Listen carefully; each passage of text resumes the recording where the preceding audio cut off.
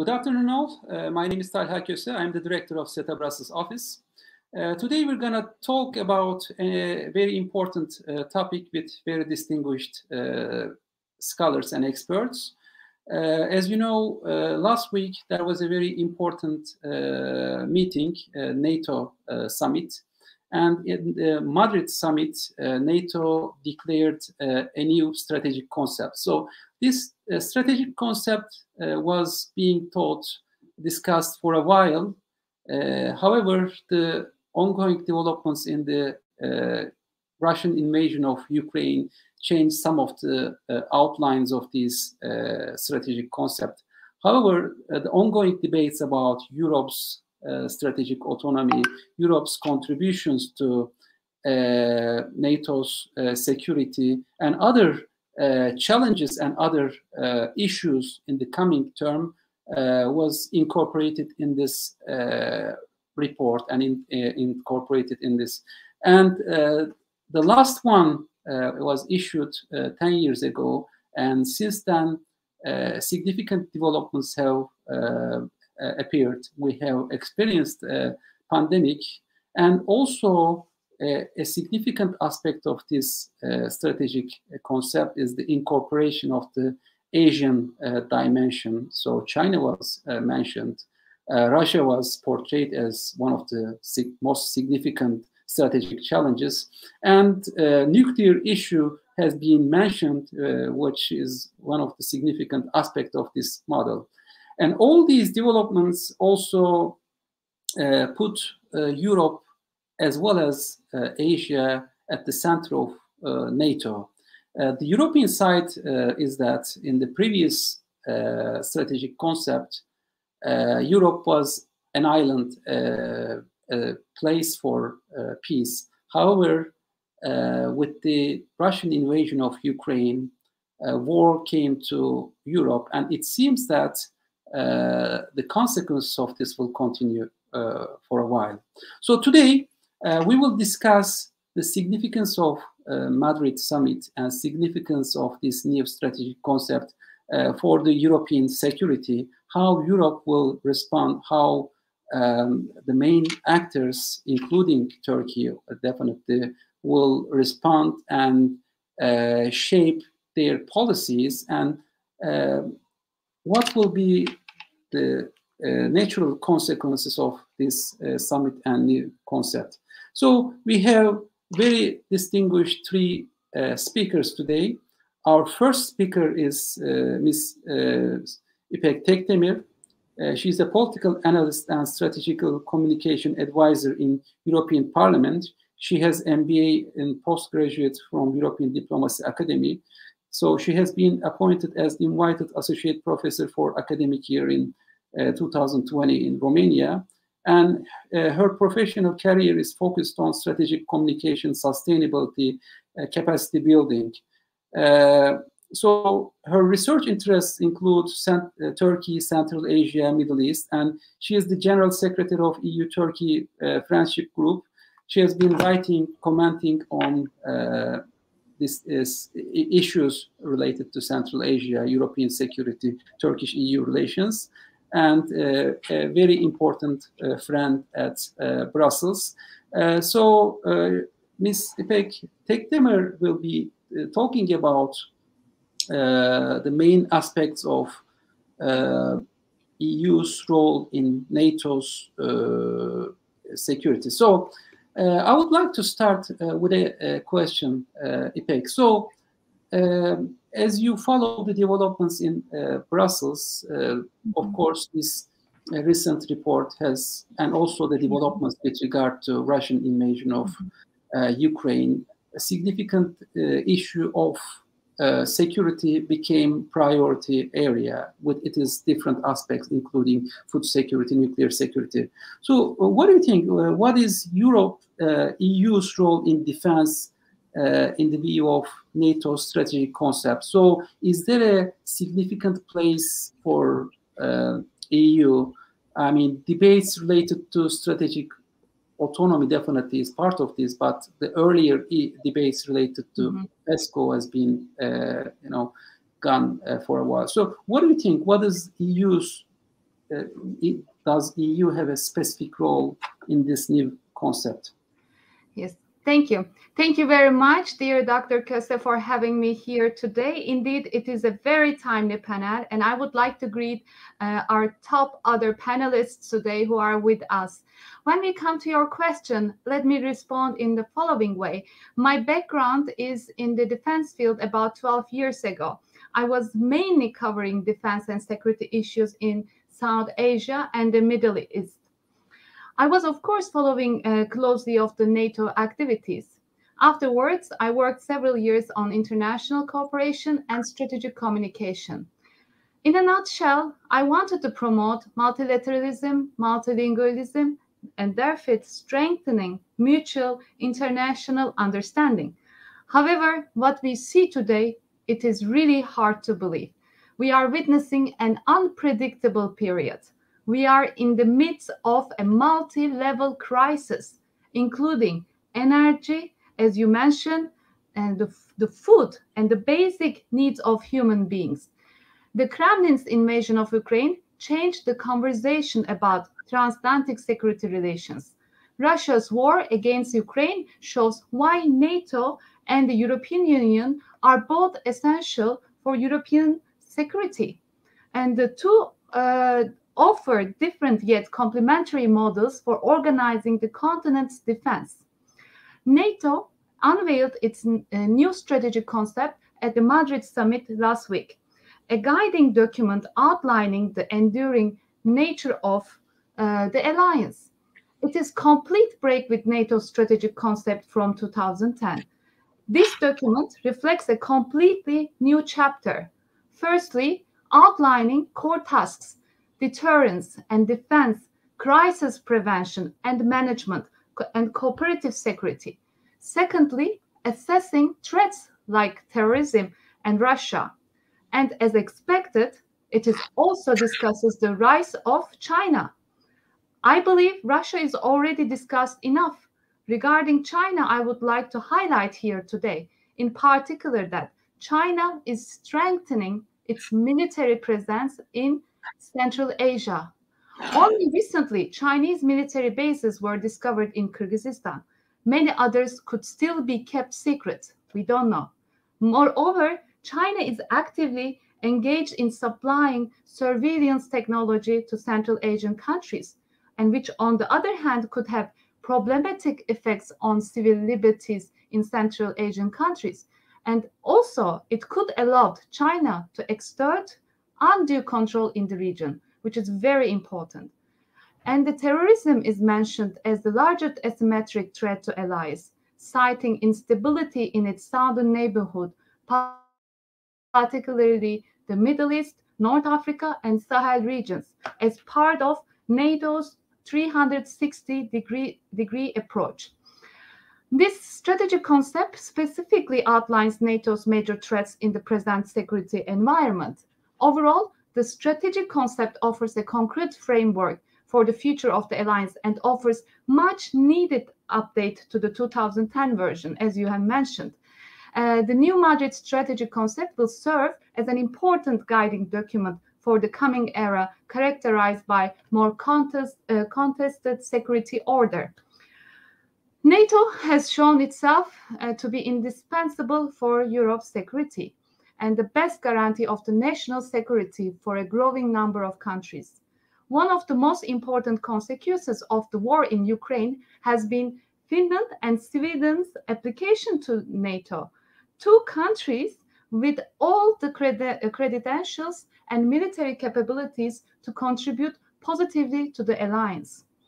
As you also know quite well, following the recent referendum in Denmark that decided that Denmark would join the European Union's defense policy, and the institutions that form the basis of European security are becoming increasingly aligned. For perhaps several decades, a false dichotomy between Europeanists and Atlanticists has fueled a sterile and unproductive security debate in Europe. Today, few doubt that Europeans must contribute more to the alliance and European security, and they should develop the capacity to lead in future security crises. The question, therefore, is how Europe can best contribute to NATO's mission. Strengthening the transatlantic relationship implies recognizing that its European component has changed. The events of recent months have shown that the European Union can respond to security threats in a coordinated and robust manner. Extensive sanctions against Russia, joint financing of arms supplies to Ukraine, and the mere idea of drastically reducing Europe's dependence on Russian energy would have been unthinkable a few years ago, but I would add even few months ago. The basis for advancing European defense integration already exists. Progress in the past 20 years in common security and defense policy, the experience of both civil and military EU missions, and the work of European Defense Agency and the adoption of the European strategic compass also put Europe in a favorable position to confront the challenges. And this compass gives the European Union an ambitious plan of especially several actions for strengthening the European Union's security and defense policy by 2030. And this document makes concrete and actionable proposals with a very precise timetable for implementation, especially in order to improve European Union's ability to act decisively in crisis and to defend its security and the security of its citizens. And this compass covers all the aspects of the security and defense policy, and it is structured around 4 pillars: act, invest, partner, and secure.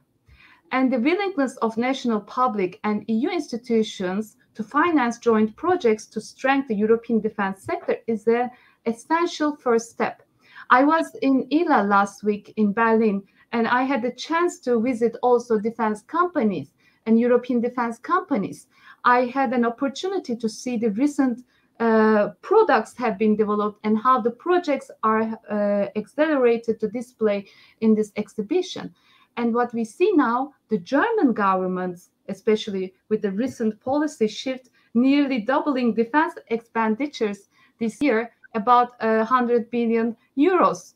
And this represents a historic opportunity to finance projects with other European partners. And I believe Germany is not alone. And the war in Ukraine has prompted European Union member states to announce previously unseen increases in defense spending and totaling 200 billion euros over the next 4 years. Unfortunately, the amount of military expenditure is less important than how it is spent. We must spend better together and as Europeans, including Turkey. We must spend this budget efficiently. And joint defense spending is more efficient than national efforts or helps to reinforce Europe's industrial and technological base. The European Commission recent commitment to allocate 500 million euros for joint defense procurement suggests that Europe is headed in the right direction. And my last conclusion is that here, Turkey, as an important NATO member, plays a vital role in the new world order. The European Union defense industries should focus on opportunities that the cooperation with Turkish defense industry, which can bring opportunity for both sides. And this would be for the benefit not only for the Turkey, but also for Europe and all our future security. Thank you very much, Dr. Köse, and please. Thank you very much, İpek. You really brought a very comprehensive picture. So as you demonstrated and mentioned that there is a will, planning and motivation in European side, and I think many of the issues have been taught for a while. However, the developments in Ukraine actually accelerated this planning, and new issues definitely have been included. But I think this the idea of incorporating in the Central Asia and also thinking about the future challenges in Asia is one significant addition to this new strategic concept. But it seems that Europe and Brussels is already ready to invest and cooperate further on this issue. Thank you for your presentation. So now I'm going to Dr. Murat Aslan. He is both a professor as well as security expert with practical background on these issues. So he's a professor of international relations at Istanbul Sabahattin Zaim University and also a researcher at foreign policy section of SETA Foundation. But in addition to his academic experience, academic contributions, he has been an official in Turkish armed forces for long years, and he has also served in various NATO missions, has been following the developments in NATO for long years. So these practical as well as academic experience pushed me to this question. So Dr. Aslan, you've been following the development of NATO for a long time, maybe since 1990s. So what did you find interesting and what did you find distinctive in this new strategic concept? So how this plan do you think may bring NATO and do you think this new planning will allow NATO to meet the challenges of the future? So before giving it to Murat Aslan, you can also ask questions from the social media. We have different links, so please feel free. We may have some time to ask our experts. So please, Dr. Aslan. Thank you, Professor. You know, I think we should first draw a line on what is strategic concept. Strategic concept is the ultimate political guidance, maybe just peer review to a directive of political leadership or political sphere of NATO. So it clearly depicts exactly what the threats are, what the security environment is, and what the principles in resisting, defending, or countering all these threats in this specific or foreseen or predicted environment. So strategic concept is actually a combination of what has been experienced a past and also what is expected in the future, because it is a sort of vision that draws exactly the direction of overall NATO's structure, including force structure, including budgeting, including decision-making processes or priorities or etc. and etc. In this sense, this strategic concept has become a paper, a document, right 10 years after the previous one. Well, it's too long, by the way. And for me, you know, if you just check the decision-making mechanism or how to generate a document in NATO circles, it's too long. Because in 10 years, we've faced a lot of things. Let me give you an example. It was 2010. The previous strategic concept was voted in a summit. Yes. And right after then, we had witnessed what? Arab Spring. And later then, we had the annexation of Crimea to Russia. Then we had many, but many regional developments, not only in the Middle East or North Africa, but spread across all globe, including Arab-Palestine question, including the internal turmoils in Africa, etc., and also most significantly terrorist organizations like Daesh or ISIS or PKK or YPG, PYD or whatever you call, doesn't matter. So in this sense, well, we have to check first if this concept depicts the expectation of the analysts and political leaders. Well, if you go through the structure of 2010, it clearly depicts the experienced, not the expected. So in this new concept, we see a clear diversification from the previous one, that it leans on prediction of the coming period with a special emphasis on space, for instance. Well, in the current literature, there are some modern interpretations of threats. If you take threats, for instance, in NATO's literature, it's threat, potential threat, and risk, depending on intention and capacity. But in the current era, we call threats as soft threats and hard threats. Well, we most focused on soft threats for the last 10 years, like illegal immigration, like climate change, environmental degradation. Actually, we had financial concerns because it directly affects the security concerns of the states. In the meantime, let me just remind one thing.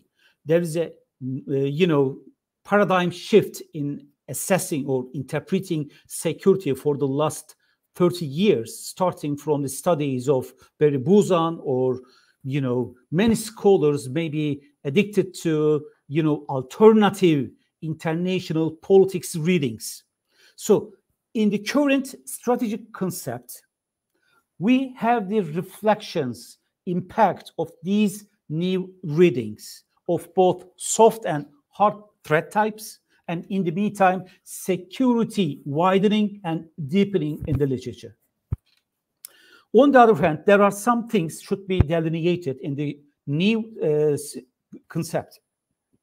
The first thing, there's an emphasis on 1 billion people, which indicates the population of the overall member states. Well, it means almost 1/7 of the global population. That means NATO is not a regional defense organization, collective defense organization of a specific region anymore, but the globe. Second thing, the ultimate purpose in the new concept is very clear. The ultimate goal, the final destination is to establish peace and order. And then it clarifies exactly what concerns NATO has and what sort of methodology must be employed on, And the strategy in here is very clear in the concept. It's 360 degrees approach. This approach means covering all security concerns against all sorts of threats and addressing all kinds of actors and also factors. So NATO is not entrapped to a significant region anymore, a significant area of interest anymore, but wider. That's very clear in the new thinking. As Professor İpek has told us, 2030 agenda clearly depicts the boundaries of this concept with a preliminary, analysis. On the other hand, let me remind another thing. 2030 agenda is prepared by 10 experts who are NATO officials, and they were assigned by NATO's General Secretary, Stoltenberg. So 2030 agenda is actually the spirit of this new concept. And one significant thing in comparison to the previous one is the vision. In this concept, the vision of NATO is clearly underlined by a very short passage, a paragraph, a 2-sentence paragraph. It's what? Live in a world based on sovereignty, territorial integrity, human rights, and international law. And another sentence, following the own path, free from aggression, coercion, and subversion. So this vision addresses the concerns of the overall member states, and it must be. But I have a critical approach in here. But what is that? Well, these are the good words. I don't oppose and no rejection. But there's a distinction. There's a difference between the scientists and artists. Artists usually dream of something. They create. And scientists mostly rely on data, what they observed. Well, a concept like this, which depicts a vision, should be a combination of both. That means expected within the dreams or the configurations of the analysis in NATO, and also observed experiences. In 2010, it was mostly based on the data observed in the previous years. But this concept is a bit combination, but still the artistic side of drafting this concept is a bit missing. I mean, must be improved, but at least it has some traces. Well, if you just compare both for the final sentences, the core tasks are the same, no difference. Conventionality was more prevalent in the previous one, but the new one emphasizes more nuclear-oriented course of actions, especially for deterrence.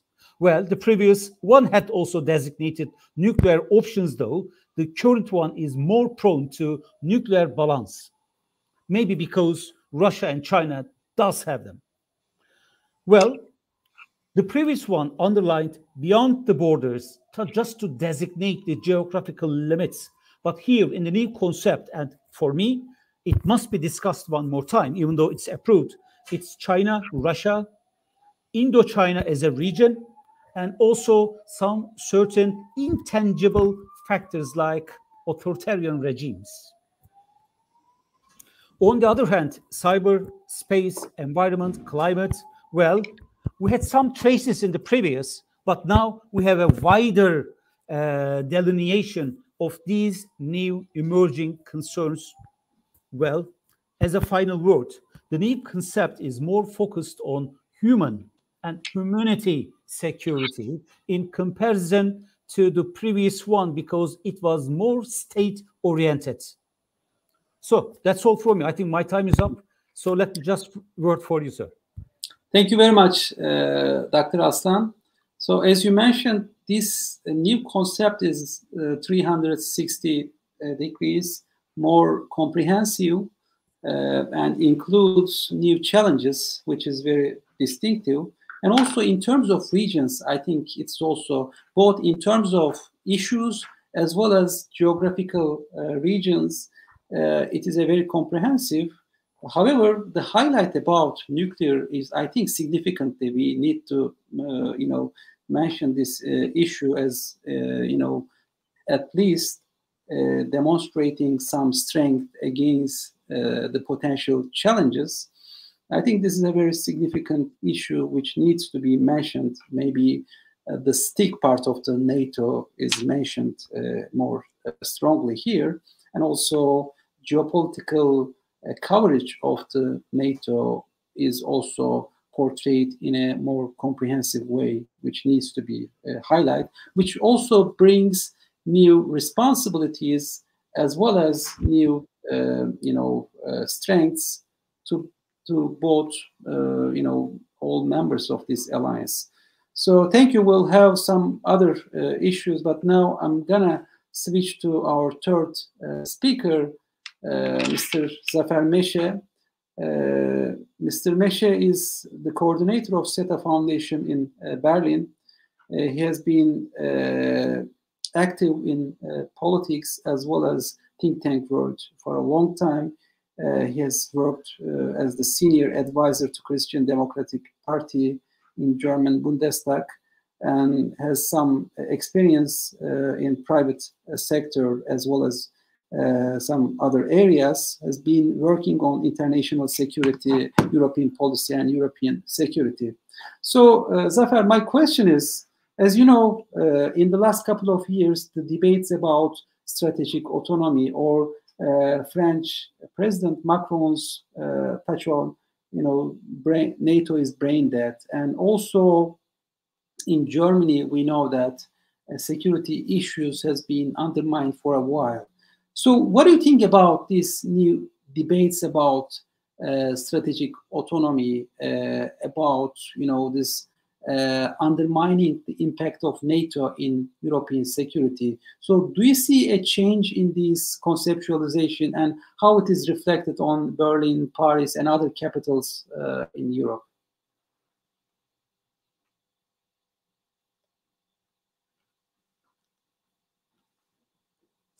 Ses.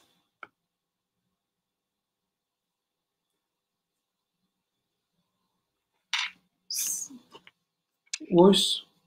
No. Okay. Okay, thank you for your introduction. And indeed, it is a very critical debate on what is the strategic autonomy for the European Union, even a step further, strategic sovereignty. As you may remember, we had right after the election in Germany at the end of the last year, one of the first initiatives, also in correlation with the increasing tensions rush at the borders of the Ukraine, and later it became a war. Germany has been very quick to start with the debate about strategic sovereignty for Germany.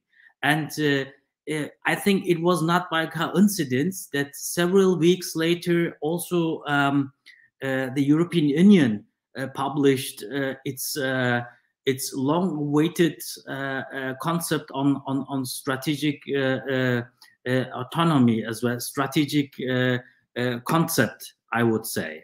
You know, it was not in direct relation with the autonomy debate, but I think where we are now here is we see there are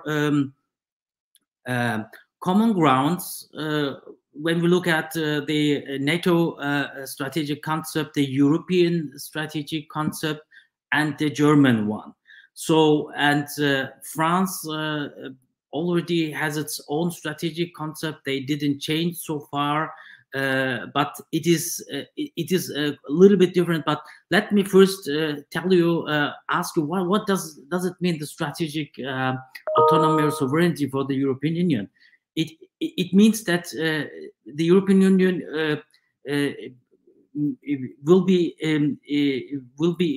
will have the capacity to act in foreign security and defense policy, ensuring that the political and material preconditions are given. The capacity to act requires, of course, political institutions inside or outside the European Union to take binding decisions as quickly as possible. Means strategic sovereignty at its core means that the ability to set one's own priorities, make decisions, and implement them. So I will not go back in history because the time is limited, but start with the Russian aggression in the Ukraine. The result of the conflict, or the ongoing conflict, was the shift in European security and the change of the political narrative in European strategic sovereignty or autonomy discussion. And right in this time, the war forced Europeans into a confrontational security order in Europe. This also makes European strategic sovereignty in defense policy, but also in economics, technology, energy policy, and institutional framework, a more significant goal for the European Union. In addition, because of the direct military threat, or at least the perception of threat on its own borders, it is no longer primarily a matter of the European Union gaining greater autonomy vis-à-vis the United States. It was the debate, especially between France and Germany. So we can rely on it or refer on it later. Furthermore, the Union's goal is to become more capable of strengthening the security of its member states and assert European interests in a global political environment characterized by the crisis of the international system and great power rivalries. Until now, however, a central narrative has been that the EU must be able to act autonomously without the United States. And this narrative was predominantly valid especially during the US administration under Trump, with this unilateralism, etc. The debate was really very hot at this time. No trust in decisions of a unilateral engaged administration in world politics. Well, for the foreseeable future, the Union remains confronted with a fundamental dilemma that can only be dealt with, but not fully resolved. What it is in Europe's new confrontational security order, its strategic dependence on the US is likely to grow due to the war and to the huge expenditure of military expansion within the NATO umbrella. That's a fact, and the strategic sovereignty must therefore include the pursuit of Europe's collective defense capability in close cooperation and coordination with the EU and the North Atlantic Treaty Organization, the NATO. The key question relating to the strategic sovereignty will be, first, how can this be secured militarily? Second, what institutional reforms will be create greater capacity to act? 3, how should the EU adapt its enlargement policy in the future accordingly? And how will the EU's relations with partners and third countries change? Well, when we look at the current complexity of internal circumstances within the European Union, it is difficult for the EU to render any effective contribution on strategic autonomization. Why? For example, İpek mentioned the common foreign and security policy, and I will mention in addition the common security and defense policy as well, which are intergovernmental and consensus-based these areas, and therefore tend to be very slow within the decision-making of the European Union, indecisive and vulnerable for blockades and vetoes of single member states. This is one very important aspect. The other one is the growing centrifugal forces are more and more reflected in national unilateralism and in unilateralism especially, and in practice, bringing together the Union's external action under the leadership of the High Representative of the Union for Foreign Affairs and Security Policy is a piecemeal affair. It's really tough.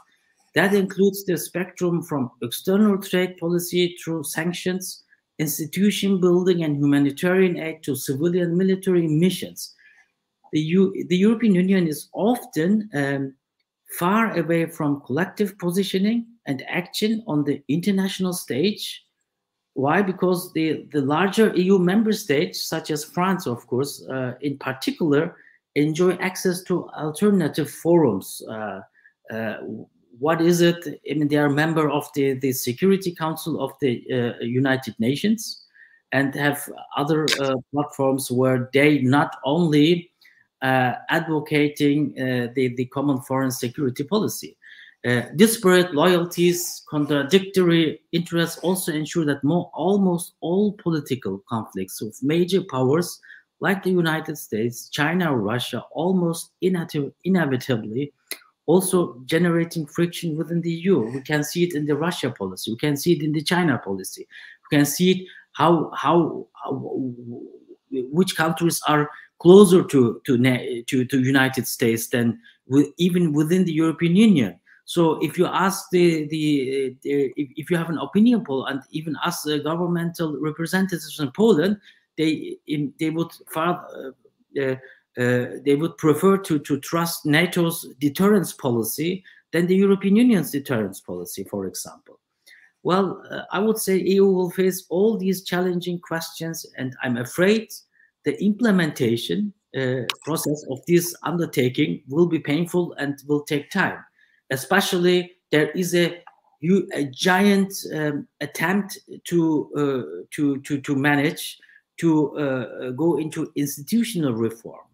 You know, you have to consensus-based voting on certain issues. Some countries have the initiative to change it, but it's on the other hand, in order to change it, you need all voices, no veto. So it could be very tricky for a further development. There will be development, of course, especially in the area of defense and security, below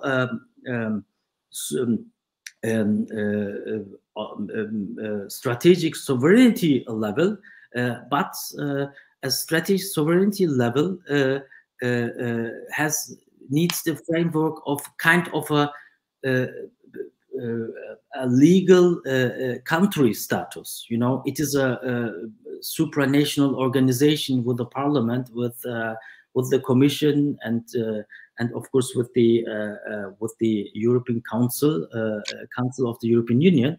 But it's still not act as a country like Germany or France. That's why the future will be that it may become more closer in the areas of foreign security policy, even in the in other areas. There are different models, and I have not the time to explain it in terms of bank union of banking, of finance institutions, etc. But let's keep it with the autonomy or sovereignty in the areas of foreign policy and security so far. Thank you very much, Zafer. You know, you mentioned that despite the shared sense of security and threats, the decision-making mechanisms and diverse interests and diverse perspectives are very difficult to bring together. I mean, to you know, make shared decisions and shared actions for the moment. So this continues to be a challenge for Europe, despite all these developments. I think there needs to be some kind of new thinking, new decision-making mechanism in Europe that would really take into account these challenges. So we will continue to discuss this issue, but thank you for this you know, cautious perspective about security cooperation. So now I'm gonna return to Ms. İpek Tekdemir again. She has some time limitations. So what I would like to ask her, one of her major interests is also Central Asian countries, as well as she has expertise on Poland and other Black Sea countries.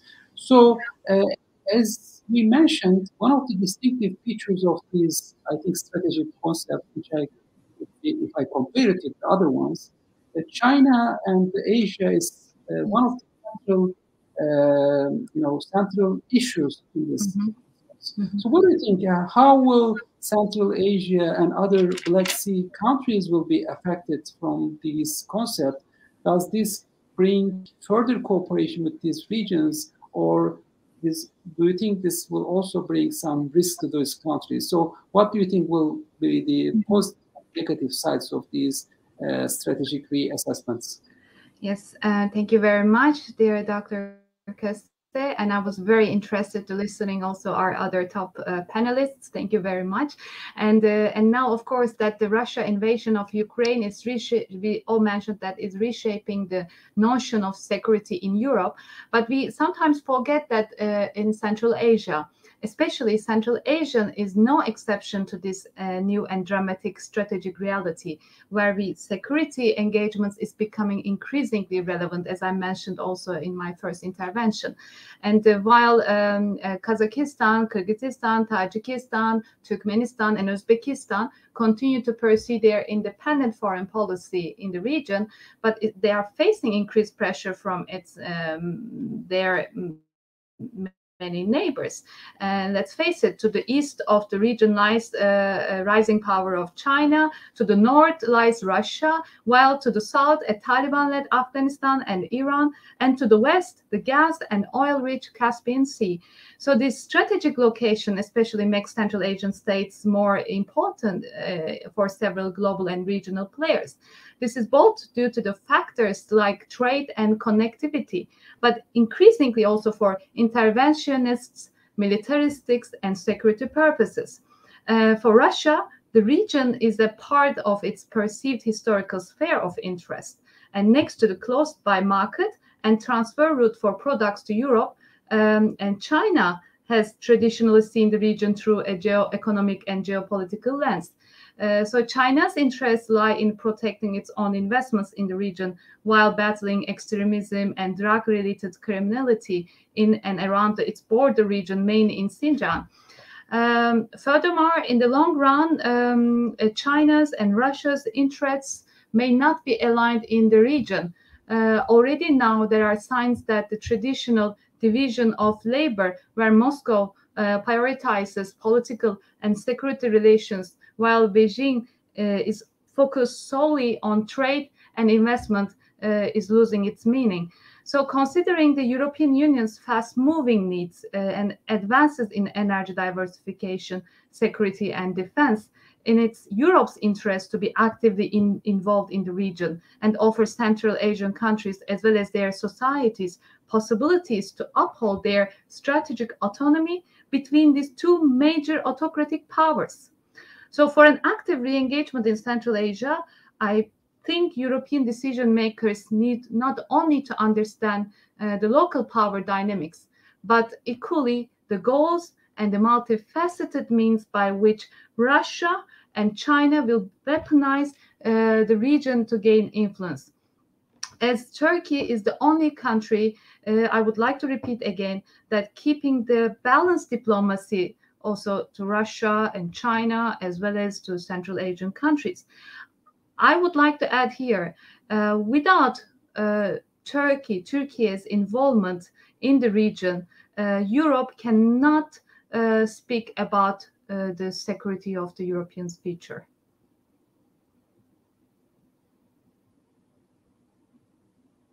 Contributions, as you mentioned, Central Asia and Asia will be more of an area of competition. It seems that there will be continuing rift of interest between China and Asia, and Europe and NATO countries are also important stakeholders. So I think Turkey's position and incorporation with Europe as well as NATO is a very significant asset for this security alignment.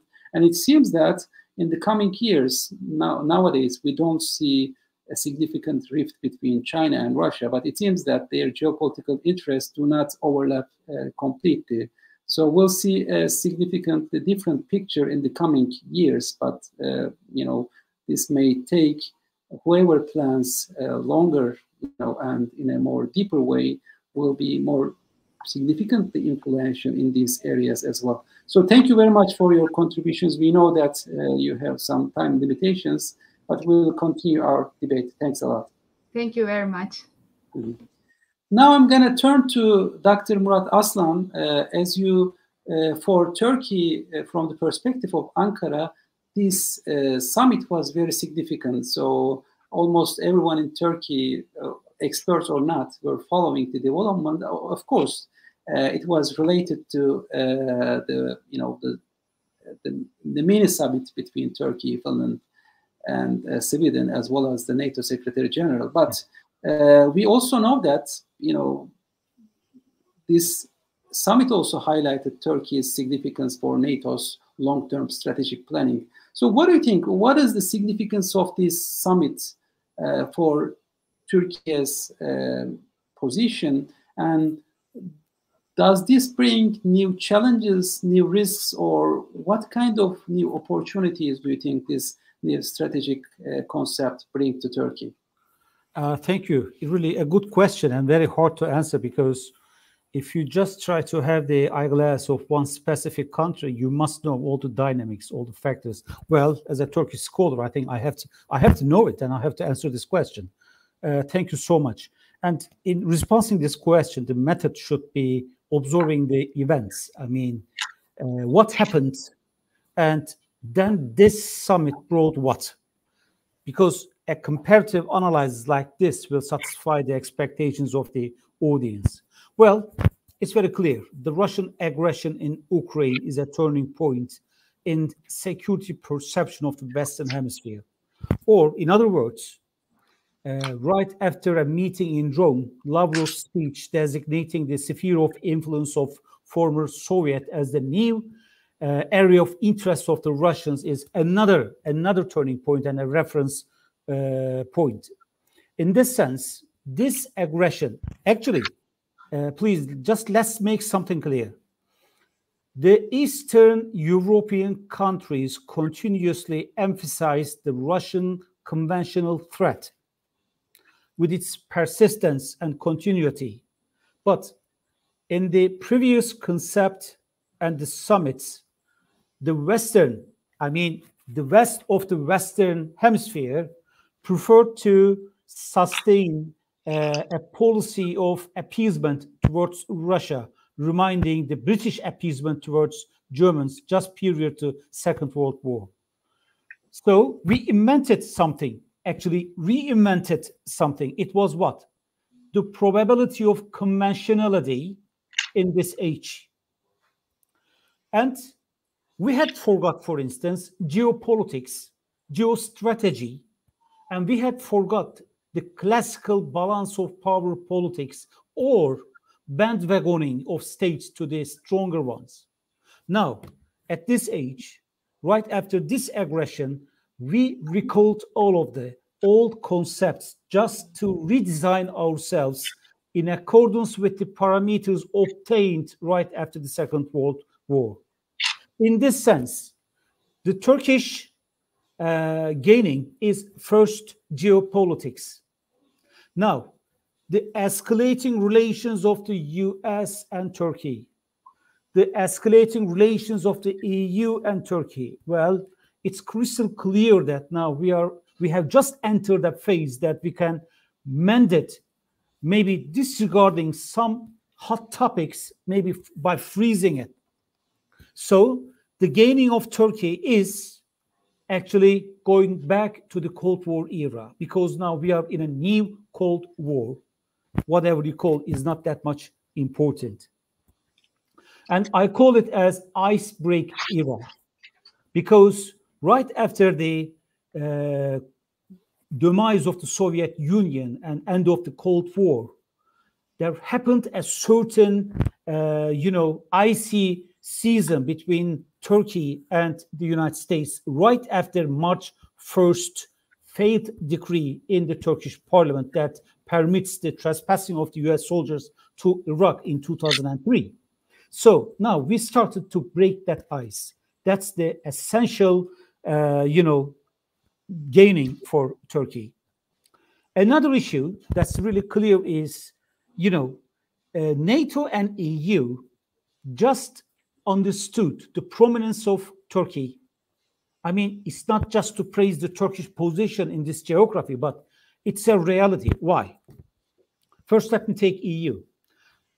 The EU's population is getting older and older each year.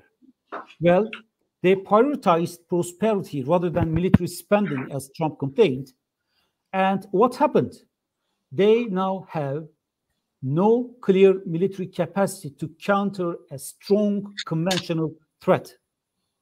On the other hand, in comparison to the EU, Turkey is countering terrorism either in Iraq, Syria, and sometimes at the Turkish territory. So in each time Turkish military just conducts a military operation against all these terrorist cells they are practicing. So Turkey is more prepared than EU to the conventional threats. That's crystal clear. Then it's an advantage for the EU just to have Turkey be positioned together with them. But how? Well, Turkey is not an EU member, so is not a part of the projects that clearly attempts to build a military buildup or military structure. Currently, Turkey wants to be a part of the PESCO process. I mean, having a role in some certain EU projects, military projects. So this summit just reminded the Europeans that Turkey must be within the military circles of the European mechanism. On the other hand, another reality that's really significant is the vital position of NATO rather than a pure European military architecture. So Turkey, within this mechanism, will be the essential actor in providing security to the European Union. But the expense is not the military expenditure, but Turkish membership to the EU. I mean, Europeans must think again, having Turkey inside the Europe just because of their vulnerabilities.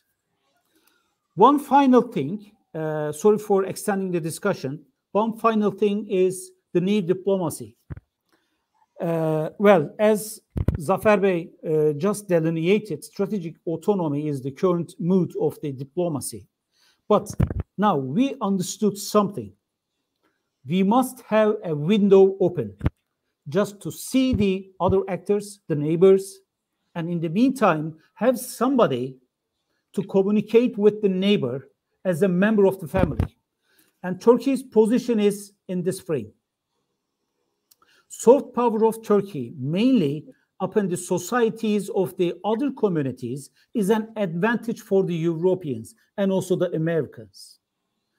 And please just read the text of this new concept. There is no emphasis, for instance, to illegal immigration, refugees, or ethnic grievances or civil wars. And Turkey is just neighbor to the potential areas at the south that's designated in the concept and can easily penetrate to the societies and prevent huge escalations in the region. And that's why I think the relations of the US and Turkey must be mended, just not to mend the relations of both countries, but promote or praise this relation to rehabilitate a wider region. So that's my observation. In this sense, Swedish and Finnish membership to NATO is perceived as a step for the sake of European security in the minds of European decision makers. But now it's clear that, well, they are lacking military capacity, but the essential problem is not over there, but in the neighborhood of Turkey. So the outcome of this summit is not the expansion of NATO through these two countries, but the proximity of threats via Turkey. That's crystal clear. Thank you so much. Thank you very much, Murat Aslan. Really very interesting comments. So you mentioned that conventional threats are coming back with new inclusions, actually. So conventional threats are not reduced, but we will be facing new unconventional new threats.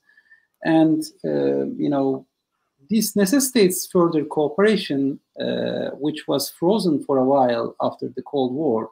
And it brings new responsibilities to actually, and new strengths to Turkey. So you mentioned the hard power of Turkey and preparedness, as well as the soft power in the areas where, you know, there are significant strategic assets for NATO. I think this side of the story is not mentioned a lot in strategic documents of NATO.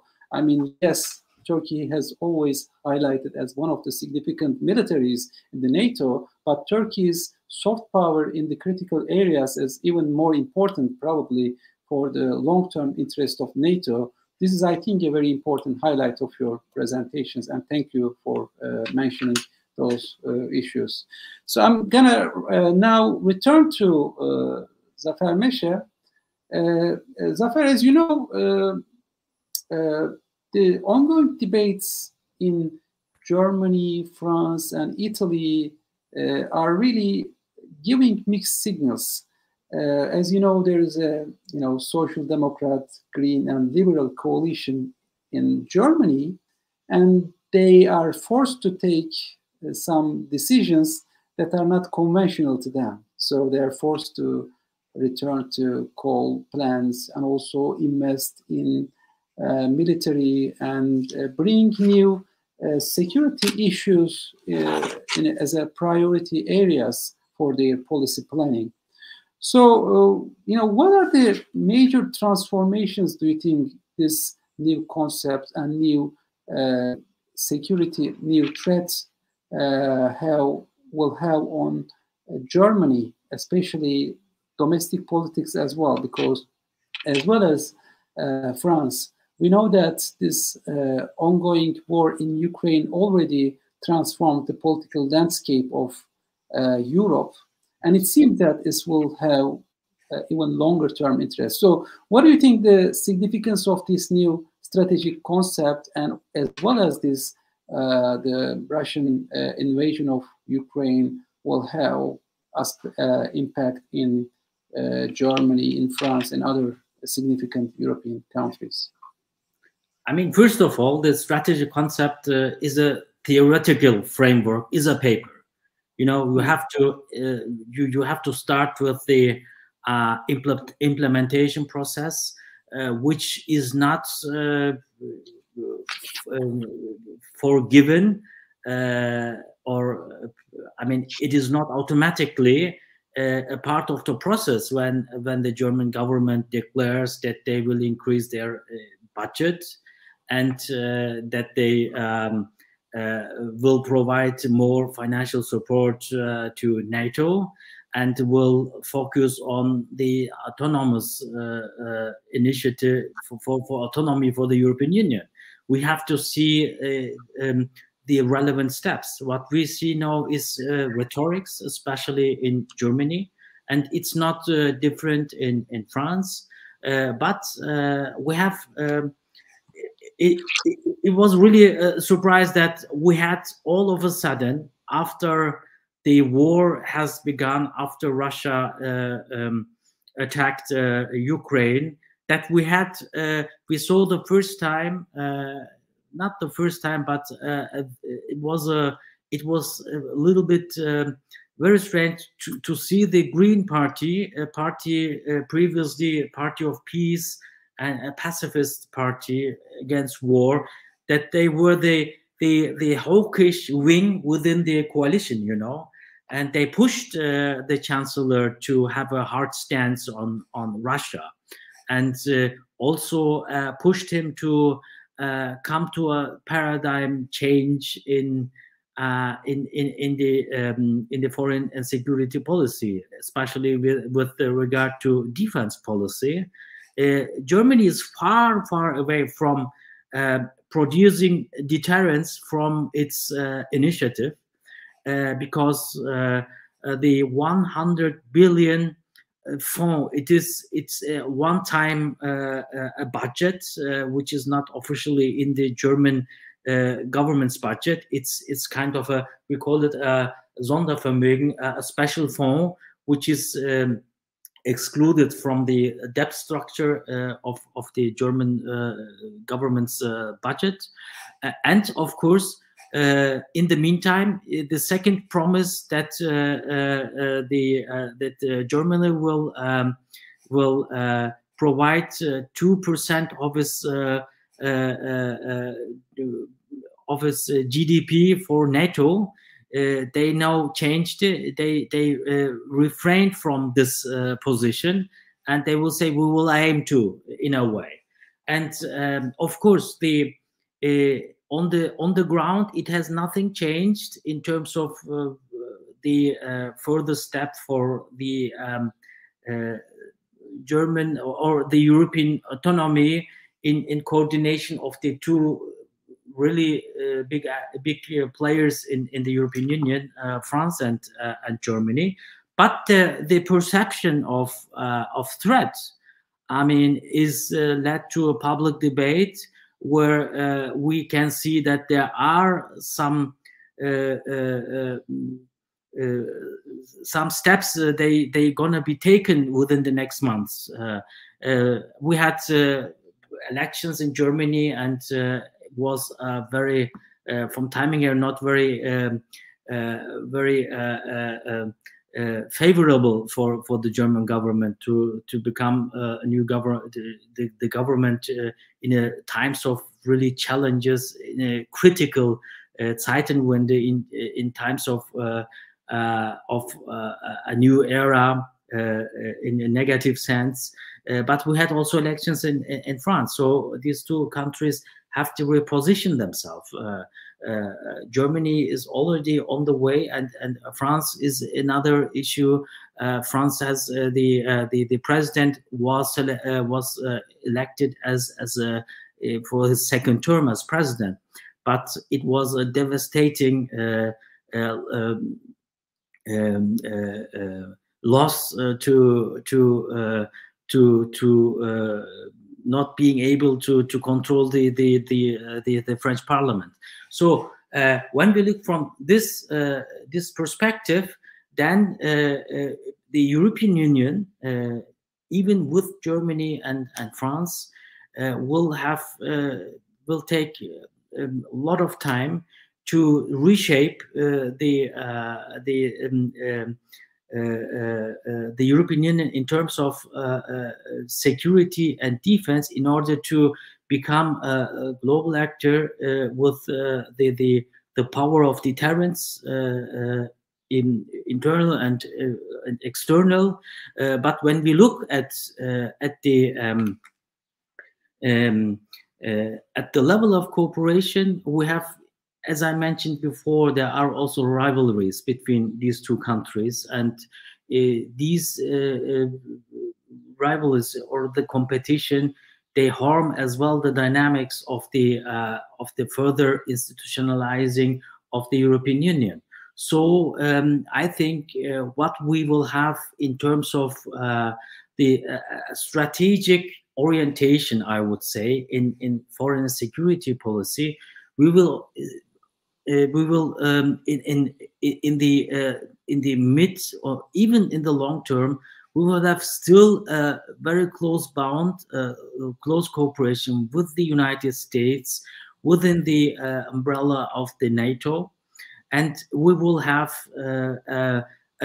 we see it even now. I mean, this is hopefully it's not a new topic. I mean, 1 minute ready. We see a coordinated action between G7, European Union, and NATO. And if you look at their documents, they are complementing each other. So that means, and the G7 declared that they will now have, will go global for the competition with China via infrastructure projects, financing of infrastructure projects with the Global Gateway Initiative. And they will counterbalance the other bloc, because I see G7, European Union, and NATO as a bloc on the one side, and the Shanghai Five, the new Silk Road Initiative, even the BRICS organization as another bloc, where Russia, India, and China are all involved, even though China and India have some conflicts they have to overcome. But this is the future of the global competition, according to my understanding. And the European Union, as long as they are not able to have their own strategic autonomy, which will take decades, I would say, then they are part of the alliance, which has the leader, the United States. Mm-hmm.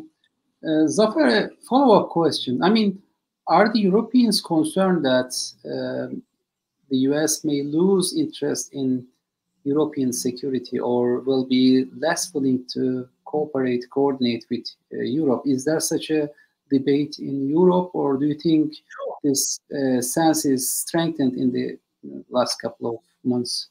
Yeah, Talha, as you know, I mean, this debate came up when Trump became the president in the United States. He, even before Macron, Trump questioned the role of NATO, the institution of NATO, as you remember maybe. And even his unilateral and activist way of behaving in international politics has led to distrust with the European partners, and he even promoted such tensions with attacking Germany, attacking on the one hand Germany, and the next day the France, and then other countries in Europe. So there is a huge concern that when we have a very weak president with Biden, he has historically low level of support by the voters, by the public in the United States. The key question, it is really an ongoing debate, is whether there's trust, it's worth to trust and rely on the United States, even when a second term of Trump or someone who could act like Trump, or is it better to, this is the French position, to rely on their own nuclear deterrence, to create their own autonomy, so autonomous and strategic autonomous and autonomy and sovereignty based on French nuclear deterrence, and also to increase the or deepen the institutionalizing of the European Union with the common, not only Eurozone, but having a Euro Union, you know, which was, was one of the big issues between Germany and France, because Germany never accepted. Otherwise, they would be a part of the debt structure of the whole community, and Germany was not willing to do it. Same in other areas of policy. So we have a situation, not only the outcome of the war in the Ukraine is predictable, not only, but also it's not predictable how the institutional reform will continue in Europe. What will be out of Europe? Will they be a global actor within the next 10, 15 years? Will they be able to create kind of a cooperation based on mutual trust and a global concert of activities, actions with the United States? These are the key questions here in Germany, or in the public debate in Europe as well. Well, I mean, these challenging questions will, I think, likely to be staying on the stage for a while. So it's difficult to address all these questions with some consensus, but I think this debate will continue. So I would like to ask my last question to Dr. Murat Aslan. Murat, if we go back to previous, strategic concept, terrorism was at one of the epicenter issues of the debate, and it seems that the highlight of terrorism is less significant in this. So, and still, the terrorism issue is very significant for Turkey. Actually, one of the most fundamental national security issue.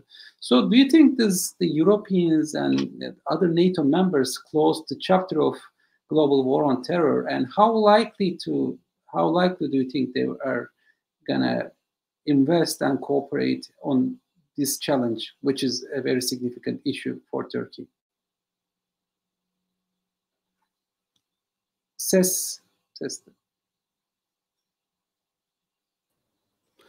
Sorry for that. I think we should understand exactly what is meant by terrorism in both documents. And there's no definition. Well, it's a classical and repeating, phenomena. That there's no definition of terrorism, it's contested, etc., etc., etc. On the other hand, in 2010, it was the 9/11 that shaped the mood of the world about terrorism in the NATO's strategic concept. Other than this, well, Turkey had insisted on including other terrorist organizations. Well, PKK was the agreed, organization in the mind still. The practice was a bit, not a bit, but largely inconsistent with the thinking and also, in practice, etc. Well, but it was, there was an emphasis in 2010 about terrorism. In the current concept, still we have it. If you go through the text, you can see countering terrorism as one sub-branch of, core tasks. No problem with this. But what is perceived by terrorism? Well, Daesh, other than Al-Qaeda of 2000s, is one motivating organization for the Americans and also Europeans. That's clear. On the other hand, interestingly, I could not see, for instance, extremism in the text. That's really important. Why? Well, if you say radical organizations, mostly it's blended with Islamophobia, and the text does not include this term. On the other hand, extremism, for me, they are the same. I do not see any difference between radicalism and extremism. This is my perspective, agree or not. Well, we don't see it. Well, there's an indirect approach in NATO's text. It's the common values, for instance. And these common values is inclusive and universal. That is keen to, eradicate radicalism, extremism, and etc. And they are not perceived as part of terrorist acts, but as what? As something should be eradicated with a persuasive, maybe, approach. On the other hand, I must, emphasize one thing very clearly. In the new thinking, terrorism is somehow about not only through the insurgent groups, armed terrorist acts, etc., but we have cyber terrorism, we have hybrid terrorism, and these words are frequented in the concept. In this sense, NATO's new approach is based on the new forms of terrorism, but still not that much clarified in the literature. If you just tell me if I'm satisfied or happy with the current, wording in the document, well, at least it's in the document. On the other hand, we must go beyond in the further texts on how to deal with terrorism and how to agree on what a terror act. We don't have to agree on the terrorist, but we have to agree on the acts of terror. That's really important. Thank you. Mm-hmm. Thank you very much, Dr. Aslan. So this still is a, debate that will generate disagreements. I think it's because each country seems to be interested in this different aspect. Unfortunately, still, even among the NATO member countries, there is no major agreement on the nature of terrorism that is constituting or extremism that's constituting a threat. However, there is a further vision, that's a further understanding and more comprehensive understanding of security, which needs to be highlighted. And I think this may have a long-term policy-related consequences for the NATO's planning. I think because those NATO's core values are challenged not only by nuclear weapons or conventional threats, but at the same time changing food crisis, financial fluctuations, and those are probably gonna be threats to NATO's core values. And I think the NATO member countries will highlight those issues in the coming term. So we should, I think, close this. This is a significant debate. We will continue to engage with this different aspect of this debate. But I think I would like to thank a lot Ms. İpek, Tekdemir, Zafer, Meşe, and Murat Aslan for contributing the significance of NATO's new strategic concept for NATO as well as Turkey. Of course, we will be closely following these transatlantic cooperation or Turkey's cooperation with NATO, and also the dynamics of inter-alliance debates will be significant in the coming term. So I would like to also thank our followers from social media and different medium. So I would like to thank you all.